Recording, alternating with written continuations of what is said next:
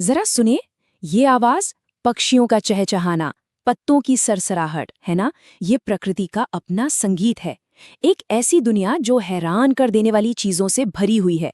आज हम इसी संगीत के पीछे की साइंस को समझने की कोशिश करेंगे। चलिए जरा इमेजिन करते हैं कि हम भी इन स्टूडेंट्स के साथ एक नेचर वॉक पर निकले हैं। क्या दिख रहा है? अरे वाह, पेड़ों पर बंदर कूद फान कर रहे हैं, मोर अपनी पूरी शान से बैठा है, रंग बिरंगी तितलियां फूलों के इर्द गिर्द मंडरा रही हैं, और चारों तरफ तो देखो अनगिनत तरह के पौधे हैं। सच में कितना कमाल का नजारा है। लेकिन जब हम इस हैरानी से थोड़ा बाहर निकलते हैं तो मन में एक सवाल आता है, भाई इतनी सारी अलग अलग चीजें हैं, इन सब का मतलब क्या है? इतनी सारी वैरायटी को समझना शुरू कहाँ से करें? तो चलिए शुरू करते हैं। हमारा पहला कदम, बस एक पल रुककर अपने चारों ओर मौजूद लाइफ की इस इनक्रेडिबल वैरायटी को देखना और महसूस करना। नेचर को सिर्फ देखा नहीं जाता, उसे एक्सपीरियंस किया जाता है ना? हर पक्षी की चहचहाट अलग है, हर फूल की महक जुदा है। कहीं घास है तो कहीं झाड़ियां, कहीं ऊंचे ऊंचे पेड़। तितलियां एक फूल से दूसरे पर उड़ रही हैं, बंदर एक डाली से दूसरी पर कूद रहे हैं। मतलब हर एक चीज की अपनी अलग पहचान है। तो इस पूरी वैरायटी को समझने के लिए हमारा सबसे पहला टूल क्या है? बहुत ही सिंपल लेकिन उतना ही पावरफुल। ध्यान से देखना, जिसे हम कहते हैं ऑब्जर्वेशन। और ये सिर्फ यूं ही एक नजर डाल लेना नहीं है, ये है असल में देखना। हर पौधे, हर जानवर की छोटी छोटी डिटेल्स पर ध्यान देना, उन बातों को नोटिस करना जो उन्हें दूसरों से अलग बनाती हैं। चलो एक एग्जाम्पल लेते हैं। 3 पौधे जो हम सब जानते हैं, घास, तुलसी और गुड़हल।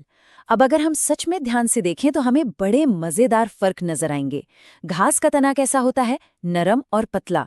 तुलसी का थोड़ा सख्त होता है, और जरा इसकी पत्तियों को देखो कैसे पेयर्स में एक दूसरे के ऑपोजिट लगी हैं। गुड़हल का तना भी सख्त है। देखिए, बस इन छोटी छोटी ऑब्जर्वेशन से ही हमें पैटर्न्स दिखने लगते हैं, और बस यहीं से कहानी इंटरेस्टिंग होनी शुरू हो जाती है। और जैसे ही हमें पैटर्न्स दिखने लगते हैं, हम अपने अगले स्टेप पर पहुंच जाते हैं, क्लासिफिकेशन यानी वर्गीकरण। इसका सीधा सा मतलब है अपनी ऑब्जर्वेशंस को ऑर्गेनाइज करना, एक जैसी और अलग अलग चीज़ों के हिसाब से उन्हें ग्रुप्स में बांटना, ताकि हम उनके बीच छिपे हुए कनेक्शंस को ढूंढ सकें। इसको ऐसे समझिए, मान लीजिए आपकी सारी किताबें और कॉपियां एक ढेर में पड़ी हैं। कुछ भी ढूंढना कितना मुश्किल होगा, है ना? लेकिन अगर उन्हें सब्जेक्ट के हिसाब से अलग अलग ग्रुप्स में रख दे तो सब कितना आसान हो जाता है। बस साइंटिस्ट भी नेचर के साथ बिल्कुल यही करते हैं। तो चलिए पत्तियों से शुरू करते हैं। पत्तों पर जो बारीक लाइनें दिखती हैं ना, उन्हें वेन्स या शिराएं कहते हैं।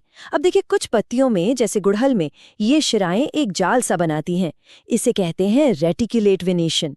वहीं दूसरी तरफ कुछ पत्तों में जैसे केले या घास में ये वेन्स एक दूसरे के पैरेलल यानी समानांतर चलती हैं, इसे कहते हैं पैरेलल वेनेशन।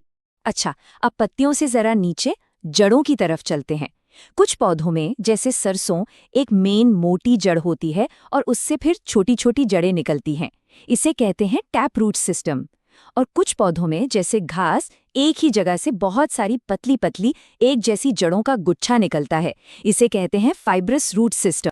तो अब एक बहुत इंटरेस्टिंग सवाल सामने आता है, क्या एक ही पौधे के इन 2 अलग अलग पार्ट्स में, यानी उसकी पत्तियों और उसकी जड़ों में, कोई कनेक्शन हो सकता है?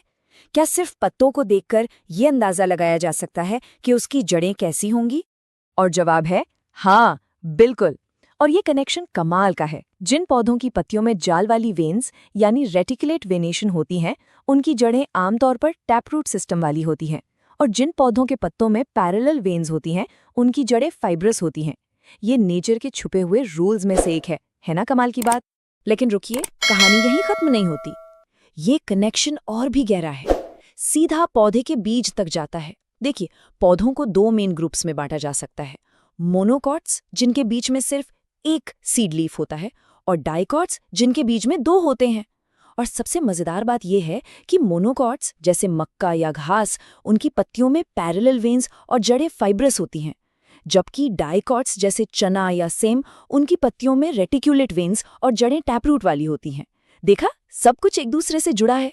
तो जिस तरह एक पौधे के अंदर की चीजें उसके बाहर के लुक से जुड़ी हैं, ठीक उसी तरह हर जीव अपने आसपास के एनवायरनमेंट यानी वातावरण से जुड़ा होता है। ये जो अलग अलग फीचर्स हम देखते हैं ना, ये कोई एक्सीडेंट नहीं है, ये हैं अडेप्टेशंस, यानी वो खासियतें जो किसी भी जीव को अपने माहौल में जिंदा रहने में मदद करती हैं।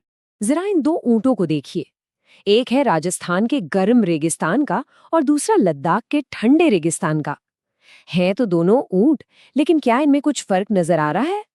यही फर्क हमें एडेप्टेशन की कहानी सुनाते हैं।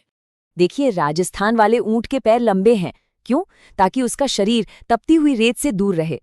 वहीं लद्दाख वाले ऊंट के पैर छोटे हैं ताकि वो पहाड़ी जमीन पर स्टेबल रह सके। गर्म रेगिस्तान वाले ऊंट का एक कूबड़ होता है और ठंडे रेगिस्तान वाले के दो, ताकि वो कड़ाके की सर्दियों के लिए ज्यादा खाना स्टोर कर सके। मतलब हर एक फीचर का एक पर्पस है। और ये प्रिंसिपल सिर्फ ऊंटों तक ही सीमित नहीं है, ये तो हर जगह लागू होता है। मछली का स्ट्रीमलाइन शरीर पानी को चीरकर आगे बढ़ने के लिए बना है। पहाड़ों पर पेड़ों का कोन शेप होता है ताकि बर्फ उन पर जमे नहीं, फिसल जाए। और कैक्टस, वो अपने मोटे तनों में पानी जमा करता है रेगिस्तान में सर्वाइव करने के लिए। मतलब जैसा काम वैसा शरीर। तो सवाल ये है कि ये सब जानना, क्लासिफिकेशन, अडेप्टेशन, जरूरी क्यों है? ये सिर्फ किताबों में पढ़ने वाली बातें नहीं है। इसकी एक बहुत गहरी इंपॉर्टेंस है हमारे लिए और हमारे प्लैनेट के लिए। ये हैं जानकी अम्मल, एक महान भारतीय बॉटनिस्ट, और उनकी जिंदगी इस बात का एक बेहतरीन उदाहरण है कि ये नॉलेज क्यों जरूरी है। उन्होंने अपनी पूरी जिंदगी भारत के पेड़ पौधों की इनक्रेडिबल डाइवर्सिटी को समझने और डॉक्यूमेंट करने में लगा दी। और उनके इसी काम ने केरला की साइलेंट वैली जैसे अनमोल जंगल को बचाने में मदद की, जो एक डैम की वजह से खतरे में था। मतलब नॉलेज हमें चीजों को बचाने की ताकत देती है।